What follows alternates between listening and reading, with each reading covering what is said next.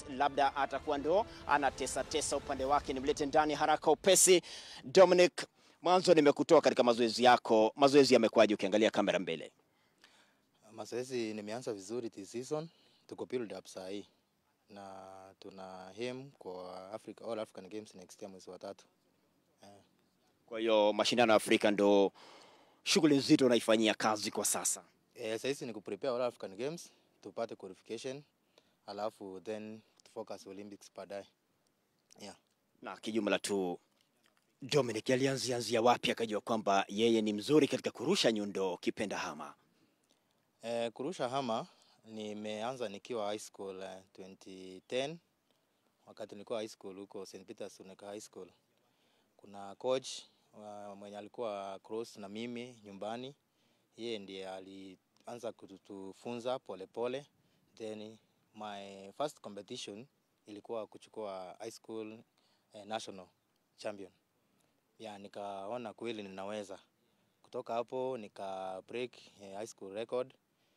Alafu kutoka huko high school kuingia kwa sasa training yenyewe, nilianza kuanza ile serious training sasa 2013.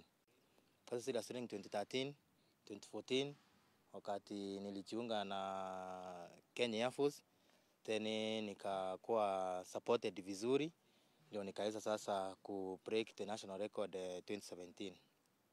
Ni mambo ya rekodi umeanzia skuli hadi saa hii rekodi ya taifa jamani.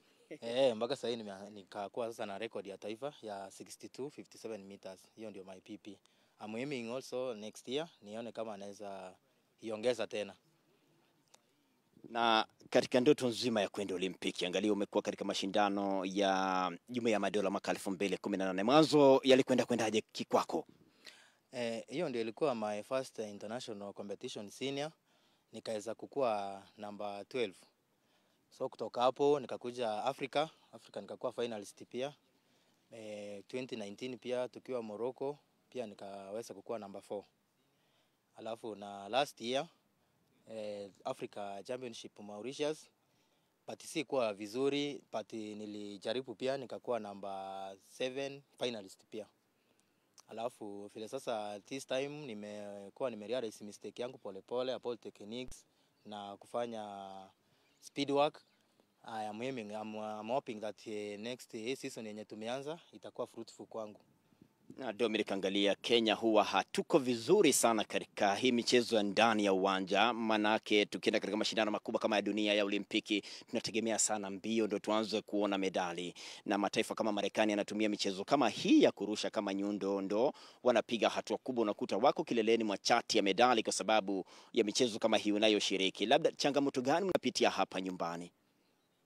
Changamoto yenye tunapitia hapa nyumbani ni facilities za training.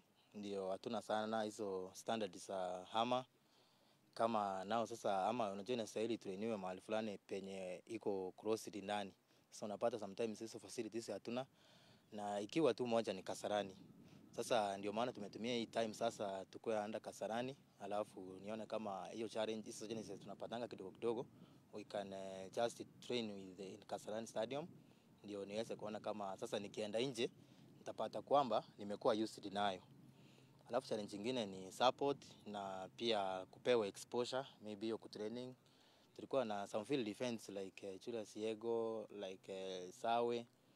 Walienda wakapata training nje kidogo, then wakakuja akakuwa na Africa record, pia akakuwa na gold medal 2015 Olympic World Championship.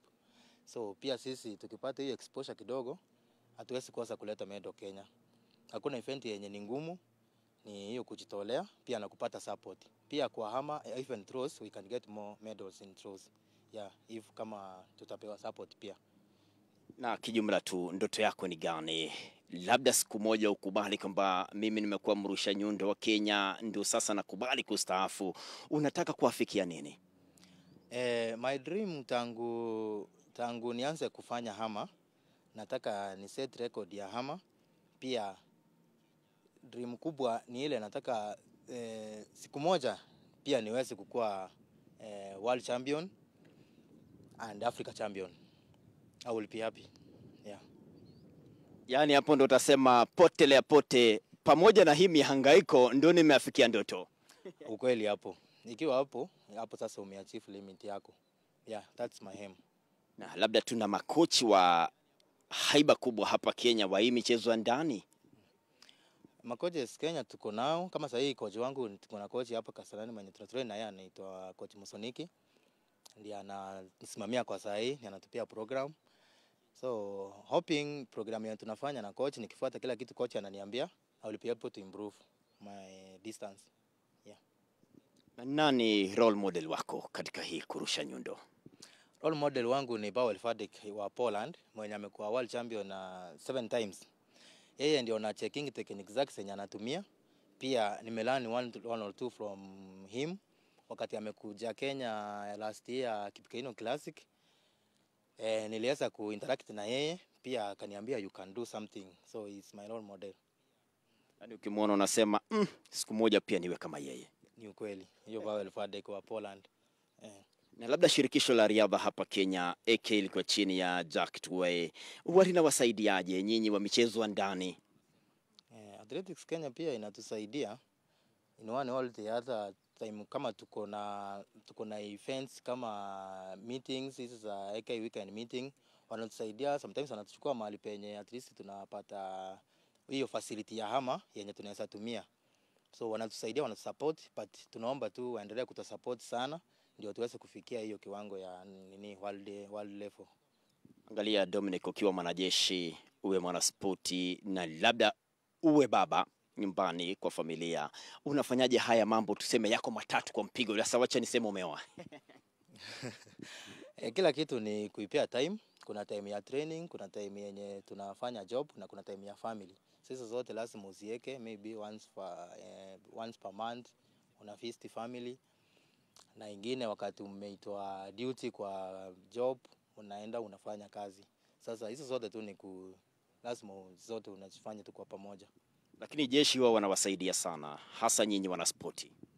Service yetu inatusaidia. Kama Kenya Force sana inatusaidia sana, inatusupport, wanatupea time ya training yenye at least hata sisi tuna appreciate, na ikifika championship unapata at least you prepared well. Yeah, kwa hizo na wanatusaidia, wanasupport. Kila laheri. Asante sana. Na labda siku moja ushinde labda dhahabu katika mashindano makubwa kabisa kama Olimpiki ya Jumuiya ya Madola na hata Afrika. Ni ukweli. Na siku moja pia I'm hoping that nitakuwa hiyo class ya kuwa world champion, pia Africa champion. Yeah, hiyo ndio ndoto, na lazima nifanyie kazi. Kila kitu ni hard work, na pia uweke Mungu mbele. Kila kitu itakuwa sawa. Na kuna wengi labda wanariadha ambao wanatamani labda wawe katika hii michezo ya kurusha tuseme tufe nyundo, lakini wanaona kama Kenya hatupigi hatua moja ama nyingine. Angalia Julius Yego alikotoka kurusha mkuki hadi akakuwa bingwa dunia kwa wakati mmoja, akashinda medali ya fedha katika Olimpiki ya Rio. Utawapa ushauri gani? Ushauri yenye naweza pea vijana labda wenye wako shule na wenye wanataka kujiunga na hii field event ni ile wakwe wakifuata, wakiangalia na wakiweka maanani kabisa kukua na hiyo passion ya kukua field defender kama shot put, hammer. Pia hizo events you can make it. As in sahi hakuna event yenye unaweza sema eti kuna event yenye Kenya inaweza dominate. Anybody can bring a goal to Kenya. Inafuata tu na vile tu umekuwa supported na what you want from that event yenye unafanya. Pia ni talent. If you have a passion kwa throws, usiseme eti throws iwezi fanya anything. Throws zinaenda ngambo, you can qualify. Qualification is yet sikombali, we can achieve it. Mungu akutangulia. Asante.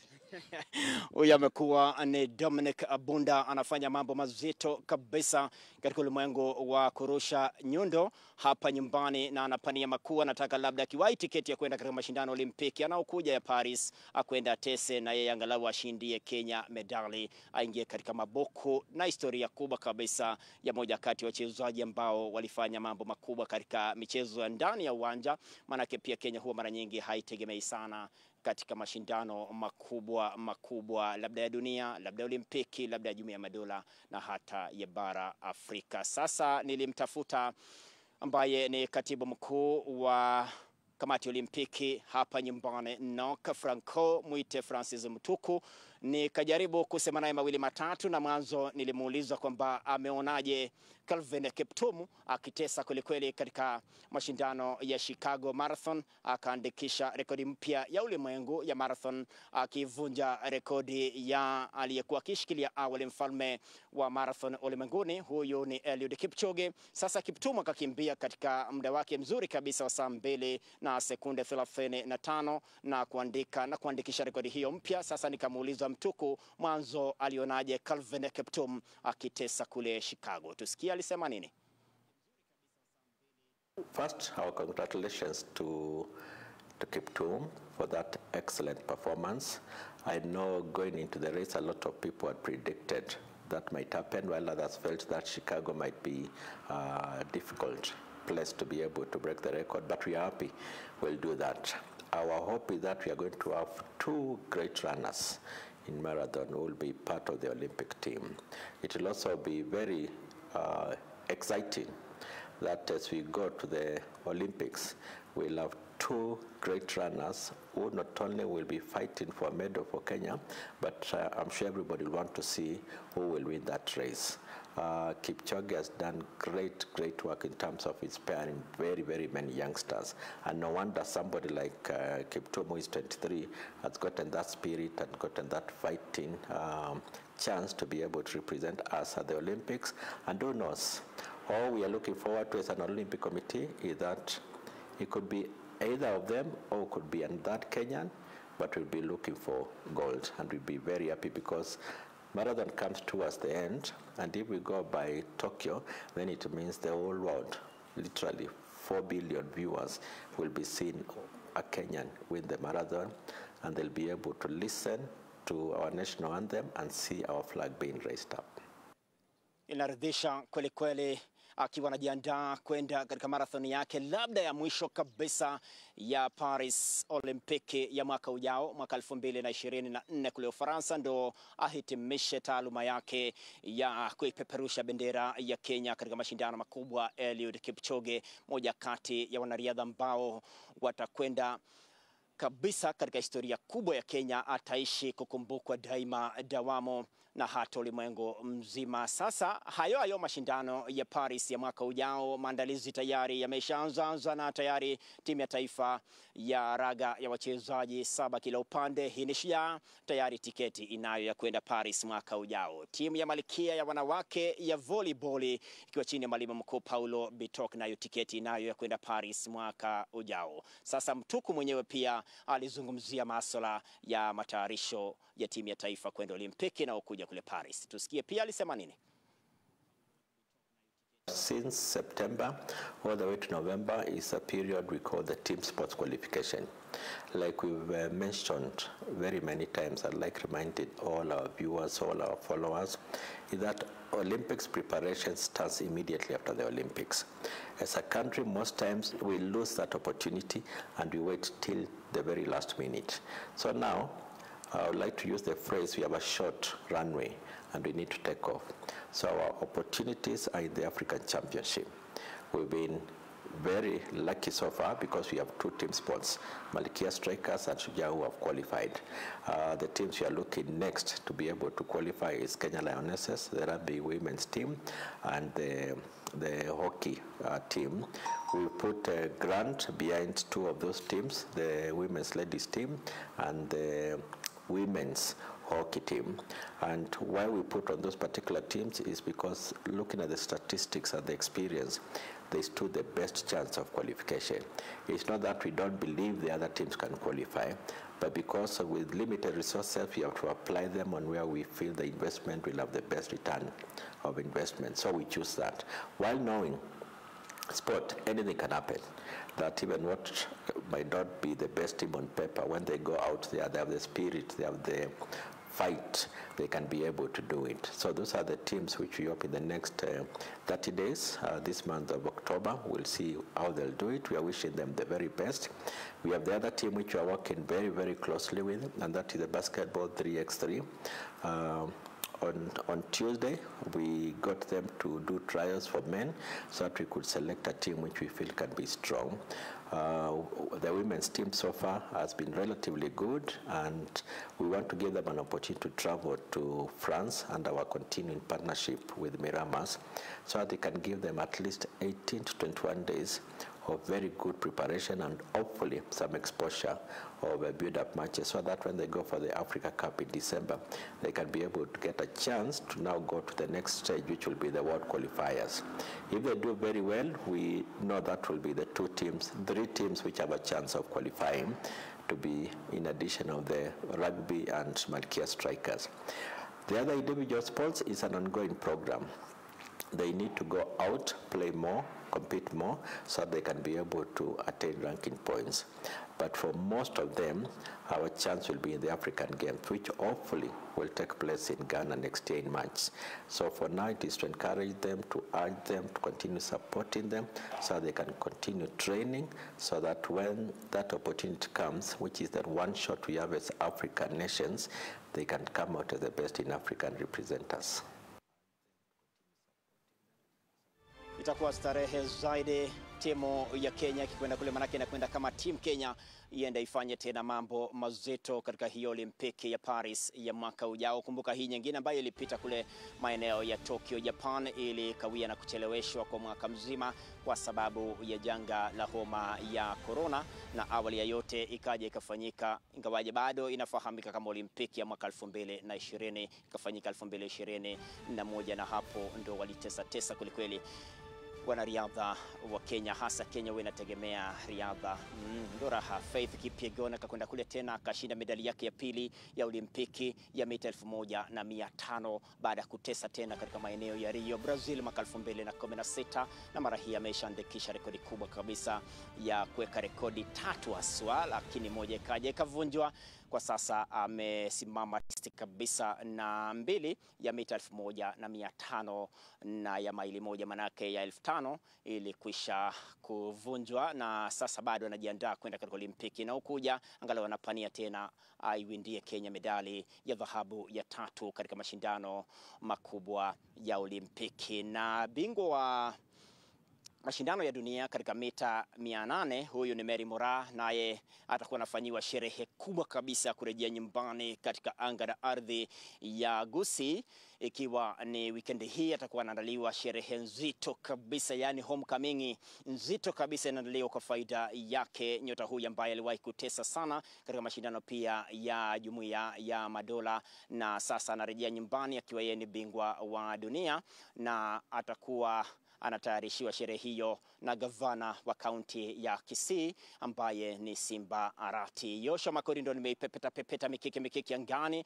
Nataka nipeleke meli hii katika awamu ya mapumziko, ndo nikirejea nitembee ulimwengu wa kuogelea, alafu baadaye tena nikuibia siri ya mambo ya kandanda ya hapa nyumbani. Manake timu za taifa mbili, moja iko Uturuki, hii ni timu ya wanaume Harambee Stars, na nyingine iko Luanda huko Angola kwa faida ya kuwinda tiketi ya kwenda kombe la dunia la wanawake wasiozidi miaka 20, linafanyika nchini Colombia mwaka ujao 2024. Lako ni Uganda ulipo.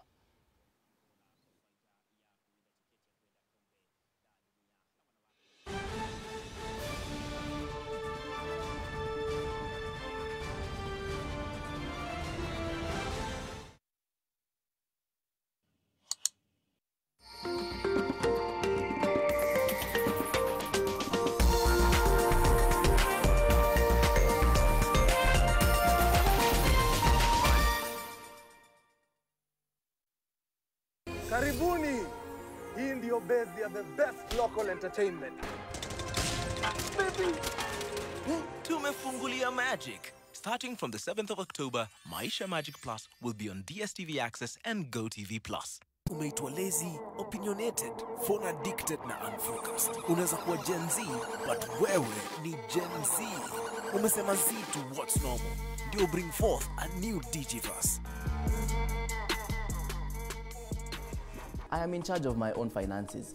Mimi ndio nimetafuta hiyo pesa kwa sababu mimi ndio nimesweat, na kwa hivyo mimi ndio nitatumia hiyo pesa vile naona inafaa. Where I come from, in the mountain region, we have a phrase and a saying that says maisha no maya. Yani life ni hii tu yenye tunaishi leo. Tomorrow will sort itself out. Tumia pesa ikuzoee.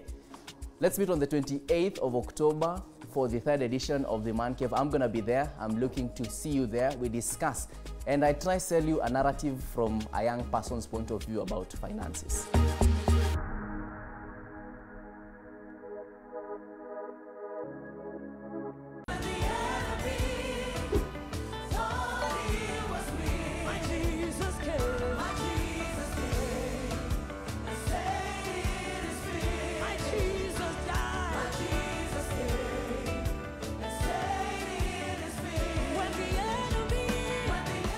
To get it finished by Njoki Munyi, dial *812*801#.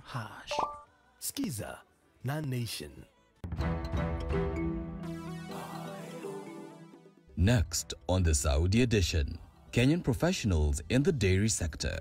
I handle about 138 workers. And those in the ICT sector. I look at the software development processes and then advise where we can be able to enhance them. We will continue to tap more skills labor from Kenya. As Kenyans in Saudi take second position in remittance inflows back home. It continues to be an important destination market for our labor. This Saturday at 7:30 p.m. on NTV.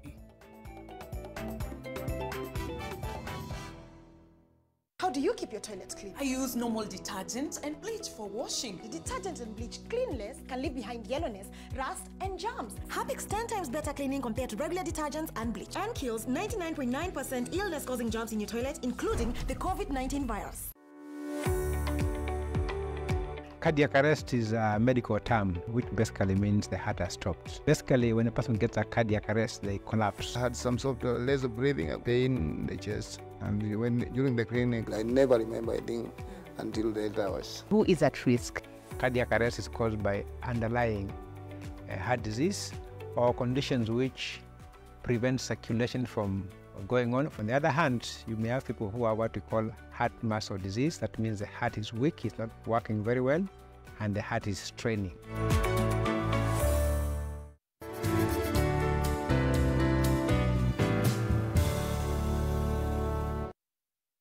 All holders are notified to report and surrender unclaimed financial assets to the Unclaimed Financial Assets Authority, UFAA, on or before November 1st, 2023. Visit www.ufaa.go.ke and get started.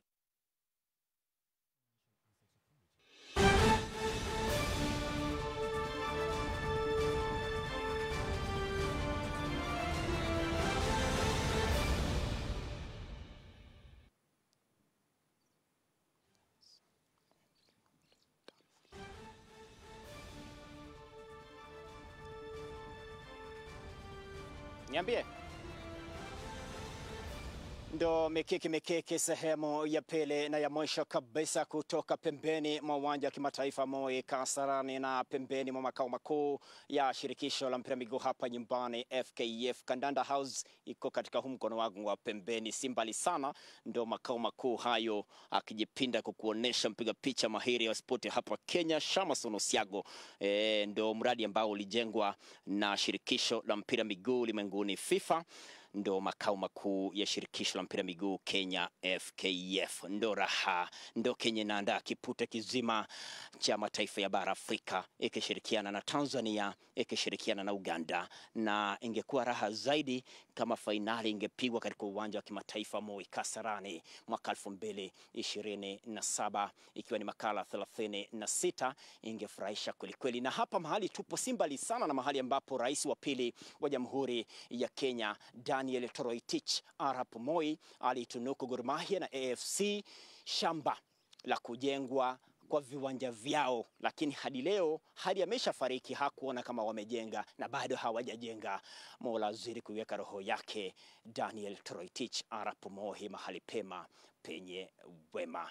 Na sasa nataka nigeuze gia kidogo, niingie katika ulimwengu wa kuogelea. Yani hii ni swimming. Sasa shirikisho la swimming hapa nyumbani ukipenda la kuogelea limekuwa kwenye marufuku mazito kabisa kutoka kwa shirikisho la dunia likiwa linafahamika kama FINA. Wakaja wakafanya uchaguzi lakini bado marufuku yao hayajaondolewa. Hiyo kuondolewa kwa marufuku yao ndo inasubiriwa sana kuona kama itaidhinishwa na FINA. Sasa ikawa kwamba pia nimemtafuta huyu ni Mutuku Francis katika makao makuu ya kamati ya Olimpiki hapa nyumbani, na katika Olimpiki ya Tokyo yeye ndiye alikuwa anasimamia kikosi kizima cha timu ya taifa kilichokwenda katika hayo mashindano Olimpiki upande wa kuogelea, na nikamuuliza mawili matatu tusikie pia alisema nini katika haya mahojiano.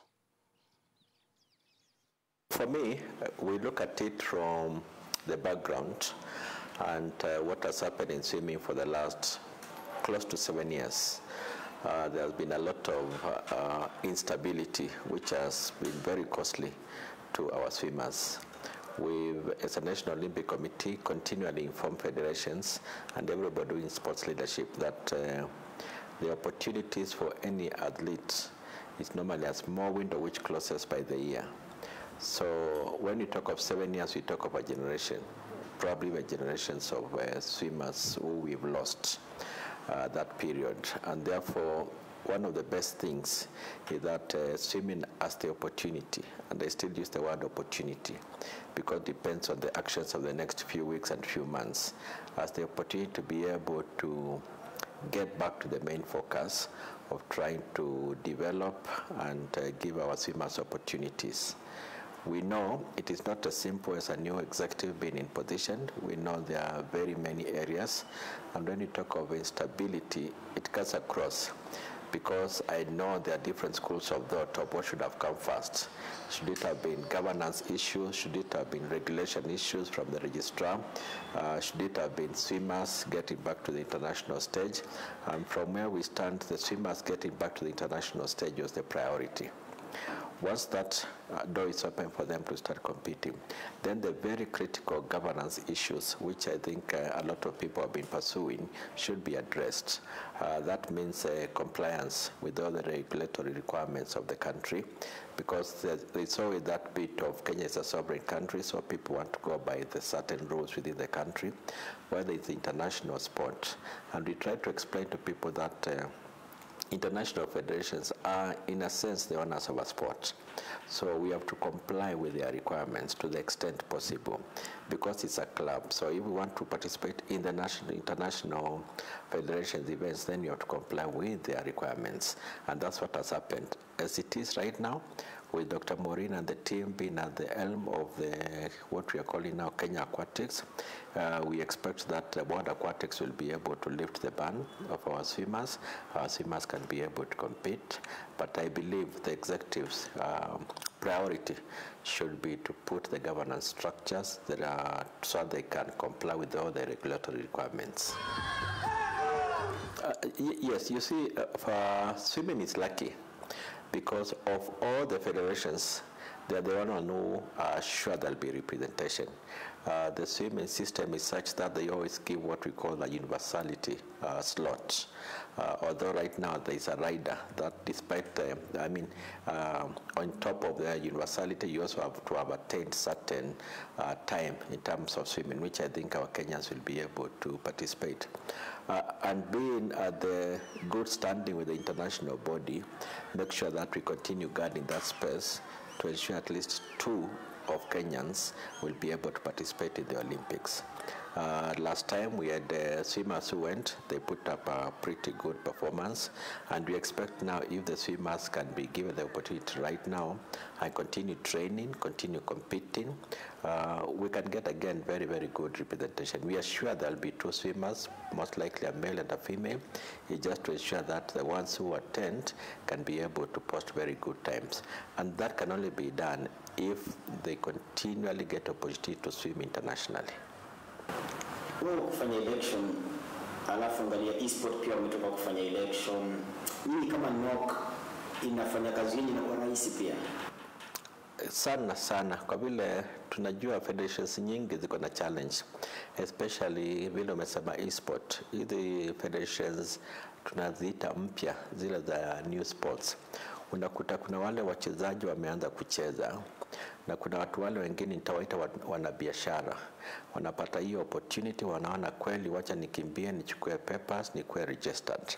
Kwa hiyo nakuta kuna disparity nyingi sana kwa sasa.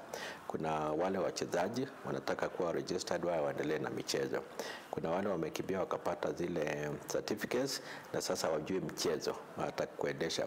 Kwa hiyo nakuta kuna sports kadhaa mpya, lakini stability bado haijafikia. Kwa hivyo tunaendelea kuwahimiza sana, hata kama mtu anaona kuna leadership opportunity ama kuna business opportunity, ajue kwamba first and foremost hii ni michezo, na michezo ni ya kupromote wale wachezaji. Kwa hivyo waungane sana. Kama sasa e-sport wamefanya election, lakini pia kuna watu wengine walikuwa registered.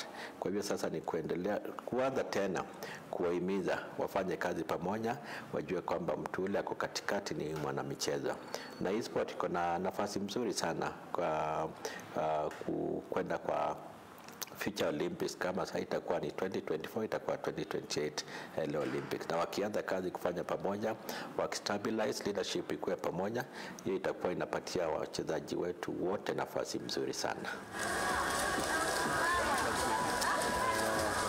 We have a long way to go. A lot of it has been from parents. Parents have committed a lot of resources because swimming, like most individual sports, it's a very expensive sport. First, just to access a pool. We do not have very many public pools around. And if you access, then you need a good coach, a very, very good coach. Sio wale tu anakuambia uingie kwa maji na angalia vile unafanya, because when you talk about sport where the microsecond matters, it means then everything which a swimmer does in terms of their training, in terms of their mental preparation, in terms of their nutrition, in terms of their social support becomes very, very critical. That has been led so far by the parents. They have done a lot. Now we are hoping that with the stabilization of swimming, they can be able now to focus on putting a development program.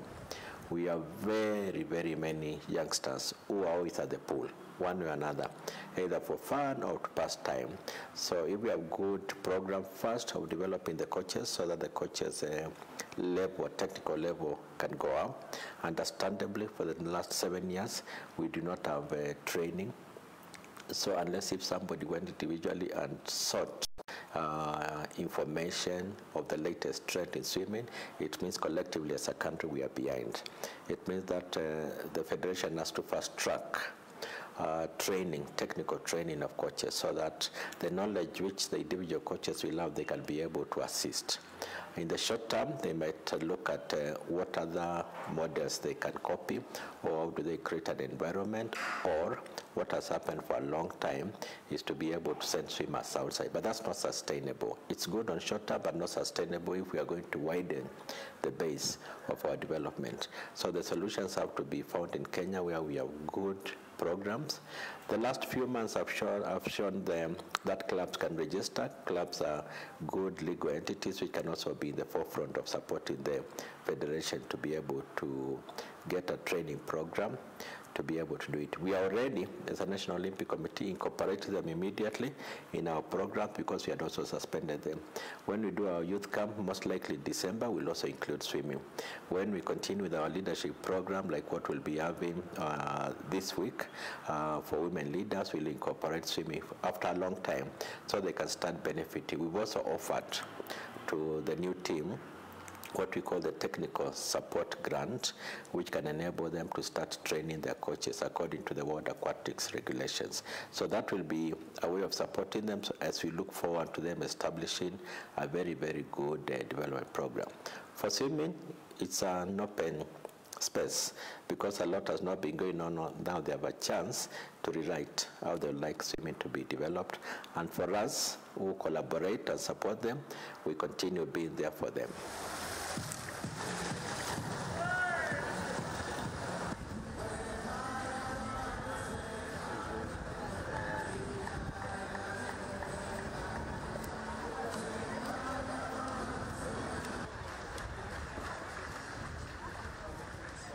Move on to event number 2 and 8.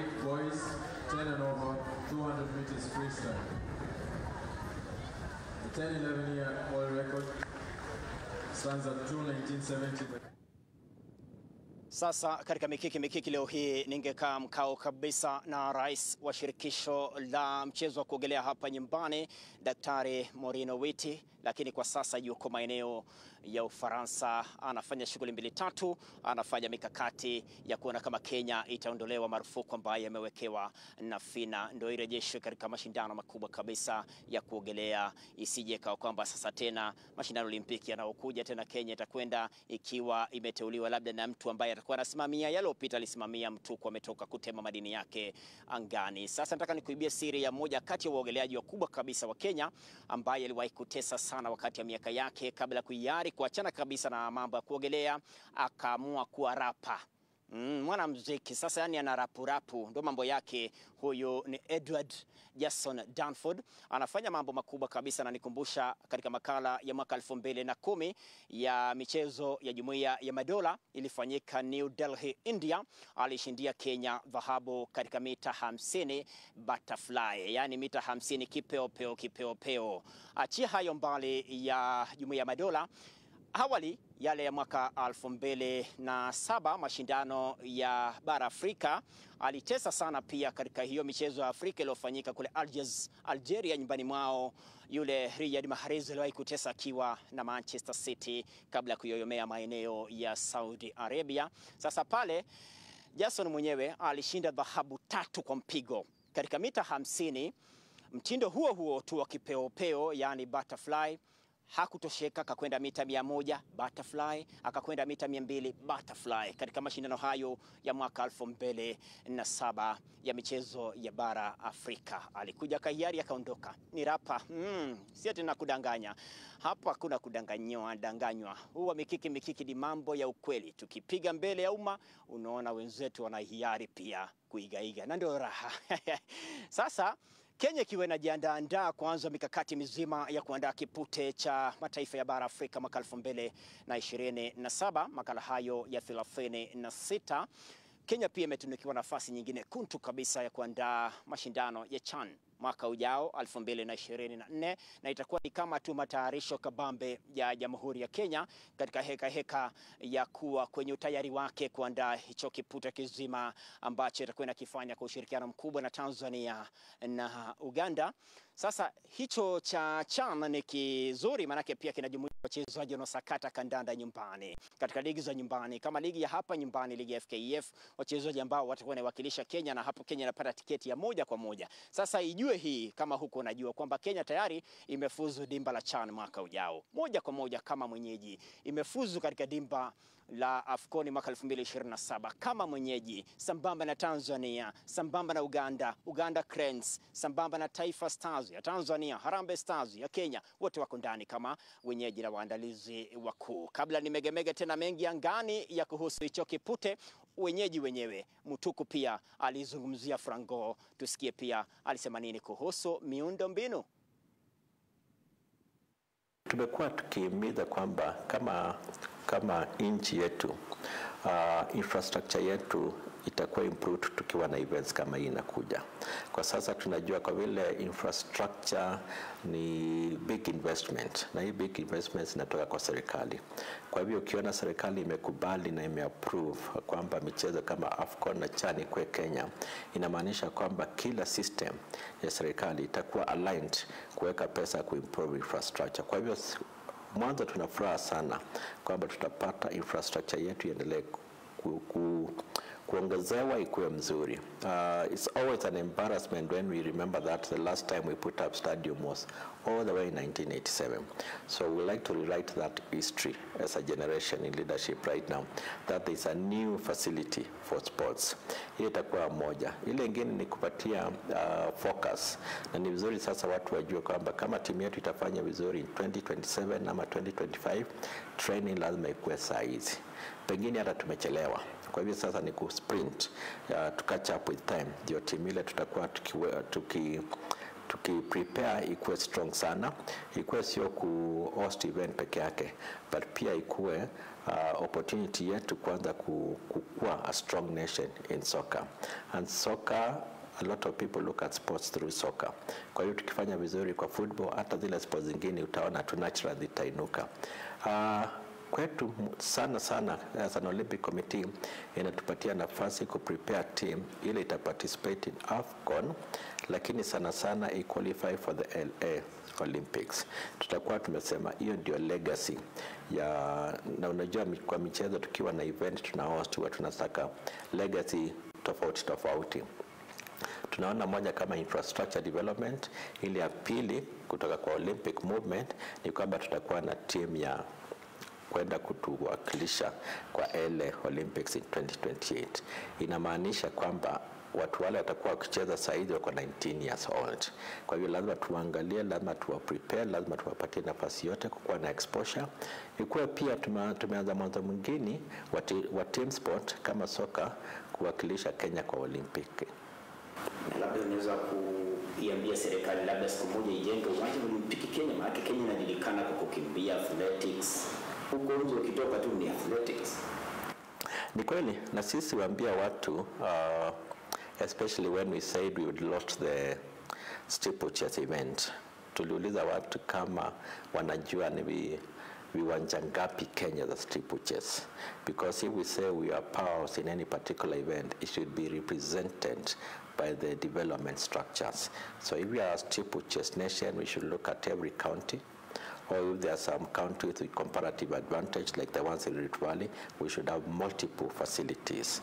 So that is one. But the big one which we continue urging government is to put what we call a multi-sports gymnasium.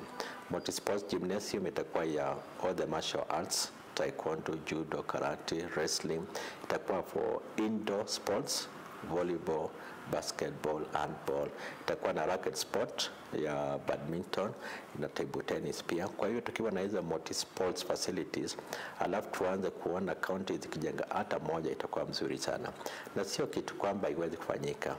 A lot of people remember that Nairobi was great because of the social halls where people would just go close to their village to be close to their estate to be able to play. Now we are saying we have an opportunity to be able to build these particular facilities.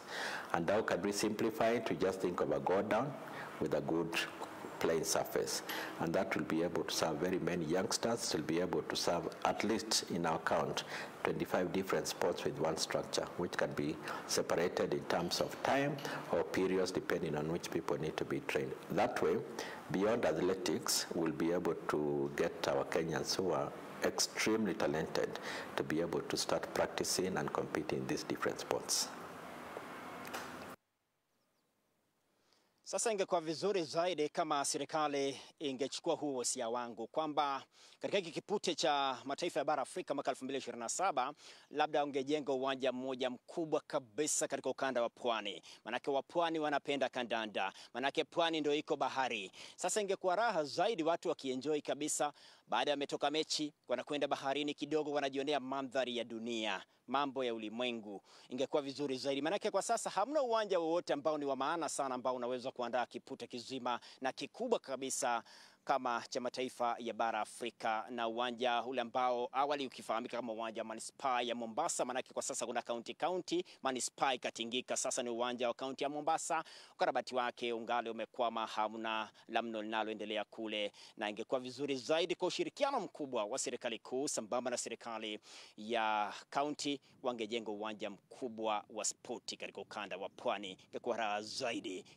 bahari, na pia kule maeneo ya Kisumu ukanda wa Nyanza pia mahali ambapo pia wengi wanapenda kandanda, mashabiki wanakwenda uwanjani bila kusukumwa. Ingekuwa pia uwanja mmoja mkubwa, manake kwa sasa uwanja ulioko ambao labda unategemewa kwa njia moja ama nyingine ni uwanja Moi Kisumu, uwanja ambao umetundikwa nyasi bandia, na nyasi bandia ziliwekwa na FIFA, lakini sasa pia hali yake si nzuri. Huwezi kuandaa mechi kubwa, labda hata ya Kenya ikichezwa mechi ya kirafiki dhidi ya Urusi, mechi inayokuja Jumatatu ijayo. Nataka niweke gia kwa kiduchu niseme na Wafula Victor ni moja kati ya watu ambao wanapenda mashindano ya marathon sana, na alifurahikia kweli wakati Kiptum Kelvin akifanya mambo yake kule Chicago Jumapili iliyopita. Niseme na yangani asikie vizuri, ni producer wangu hapa ameweka pembeni mambo yake. Producer sasa ndio mchambuzi wa marathoni. Mwanzo Kiptum ulimwonaje? Kiptum ni kijana mzuri. Kiptum ni kijana mdogo na anajituma sana kwenye mazoezi yake, na ndio maana tuliweza kuona kivunja rekodi kwa marathon yake tu ya 3. Na watu wanashinda wakisema sana kwamba waweze kumweka na Kipchoge kwa marathon moja. Kulingana na mimi naona ni kwamba haitakuwa heshima, haitakuwa vizuri kwa Kipchoge, kwa sababu ukiangalia miaka yao tofauti ni kama miaka 18. Kipchoge yuko miaka 38 na Kiptum yuko miaka 23. Hizo mifupa haziwezi enda mwendo kasi ambao unafanana, na kwa sasa mimi naona tu kila mtu akimbie marathon yake. Kama ni kuenda Olympics, Kipchoge kama anaenda, mimi naona aende, na Kiptum mimi naona kidogo kama shirikisho la riadha nchini linaweza mpumzisha kidogo kwa hayo mashindano, mimi nitafurahia sana. Wafula, ungekimbia ungekuwa mbali sana. Ni ukweli mimi ningekimbia ningekuwa mbali, kwa sababu mimi mwenyewe huwa nakimbia masaa 2+. Lakini mwendo wangu si wa kasi kama wa Kipchoge. Lakini venye huwa nahisi ndani yangu, nilikuja nikagundua kwamba kukimbia kilomita 42 ama masaa 2 na dakika juu sio jambo rahisi sana. Na hiyo inamaanisha kwamba Kipchoge na Kiptum kuweka pamoja, mimi sioni kama itakuwa vizuri kwa taifa sisi. Anasikia wewe ni coach wa marathon. Ni ukweli mimi ni coach wa marathon ya mtaani, sio marathon ile ya kwa kimombo tunaita elite. Mimi ni coach wa marathon ya amateurs, kama Jane Gatwiri ni mmoja kati ya wanafunzi wangu. Piga picha pale NTV. Picha pale NTV, ule ni mmoja wa wanafunzi wangu. Nelly pia ni mmoja wa wanafunzi wangu. Wamboi, wanadada hao, pamoja na mpiga picha wetu Shamason Osiago pia ni mwanafunzi wangu kwa hizo mbio za marathon. Unaishi vizuri kweli. Ni kweli, tunajaribu kujisatiti tuone itakuwa namna. Na hiyo ndio ilifanya mimi nikaanza kupenda spoti sana ya marathon, kwa sababu nilikuwa tunafanya taarifa, story mingi kuhusu wanariadha, lakini sasa nikataka kujua ukikimbia masaa 2+ bila kusimama, bila kupumzika pale popote, mwili wako huwa namna gani? Na hiyo ndio ikafanya mimi pia nikaanza kukimbia. Na marathon yangu mimi huwa namaliza kilomita 21 kwa hayo masaa 2, ambayo Kiptum anamaliza kilomita 42. Inamaanisha hii leo mimi nikikimbia na Kiptum, yeye akimaliza kilomita 42, mimi bado ndio nitakuwa nusu yake. Huko nyuma kwa kimombo tunaita lolloping along. Stand chart inakuja. Unakimbia? Ya, stand chart nipo, ingawaje wakati huu siendi kilomita zangu za kawaida 21. Nitakuwa naenda 10 kwa sababu mazoezi yangu kidogo haijakuwa mazuri vile, nimekuwa na jeraha kidogo, nimekuwa nikisumbua kwa muda, lakini nitaenda kilomita zangu 10 nijipime. Labda nianze kufanya mazoezi kwa mwaka ujao nione kama nitarejelea kilomita zangu 21. Coach, ukilemewa hao na wanoa pia wataanza kusuasua. Ni ukweli, ndio maana naona najikaza sana licha ya kuwa na jeraha. Nimeona kuliko tu nikose kabisa stand chart, itabidi tu niingie hata kama naenda kukimbia kilomita 10, ndio pia niwape motisha kuonyesha kwamba hata ulemewe namna gani lazima uweze kujisatiti na kuenda katika starting lineup. Kila laheri. Asante. Alihiari kuachana kabisa na kukimbia, angekuwa mbali sana, angekuwa bilionea, angekuwa ni mtu ana shilingi, lakini sasa akaamua wacha shughulike na mambo ya utangazaji na mambo ya mitambo hapa na pale. Harambee Starlets hii ambayo ni rising itakuwa inakipiga dhidi ya Angola wenyeji, na hapa katika uwanja wa taifa wa Nyayo liandika ushindi mnono wa mabao 6-1 dhidi ya Angola. Kwa sasa wako Luanda, wako chini ya mwalimu mkuu Beldino Demba, wanafanya mambo makubwa, na Beldino Demba ndio tayari yuko kwenye harakati ya kuipeleka Kenya katika dimba la mataifa ya bara Afrika kwa wanawake nchini Morocco, ikiwa ni mwaka ujao. Mwenyezi Mungu aitangulie. Starlets ndio timu ambayo kiukweli matumaini mengi huwa tunaweka sisi kama Wakenya, sisi kama mashabiki. Nasepangani na kuibia siri kwamba katika maisha ndio fanikiwe, lazima kuwe na matayarisho, lazima kuwe na maandalizi. Sawa tu na mwanariadha wakati anajiandaa, lazima afanye kazi ya ziada. Maana spoti yeyote tu ndio akuwe kwenye ubora wake. Pasi na matayarisho, tusidanganyane, ufanisi hauwezi ukaja. Siri tu ni moja, ni matayarisho. Kwa hiyo kwa kile unachokifanya, wewe angalia unajitayarisha kivipi. Asanteni sana kwa kufuatilia Mikiki Ngani. Amepiga picha Shama, amekuwa pembeni Wafula, amekuwa pembeni Nyakundi mwenyewe _Abraham. Ndo piloti. Naondoka Ngani. Kwa sasa tuonane wakati mwingine, Mwenyezi Mungu akiridhia.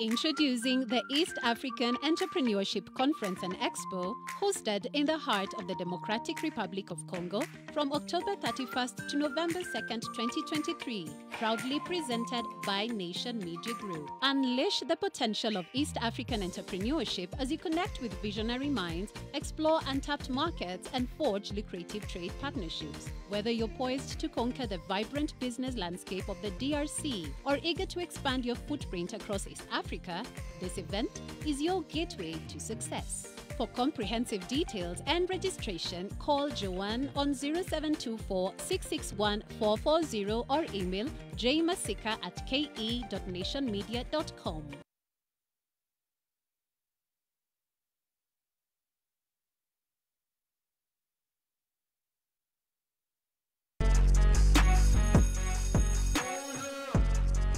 Are you ready for a challenge that could change your life?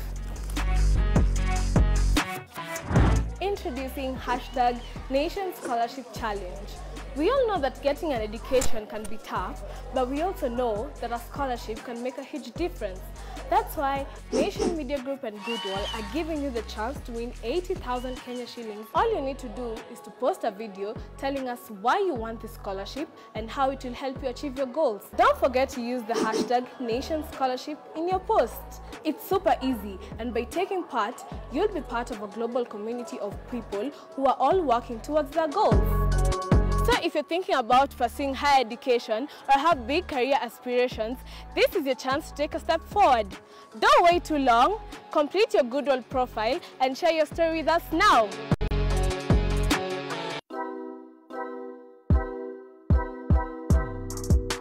This week on Pishi Bomba. What a better way to finish off a meal than with dessert? Tiramisu. Amos wanted to learn how to make the dessert, and we showed him the step-by-step. You don't want to miss this episode at 6:30 p.m. with me, Claire Karatu, only on NTV.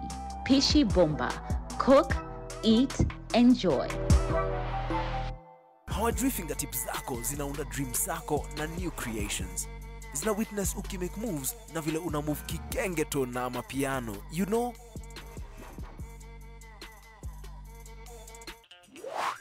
Benefits of ordering with Glovo. Glovo allows you to order anything you want at the comfort and convenience of your home.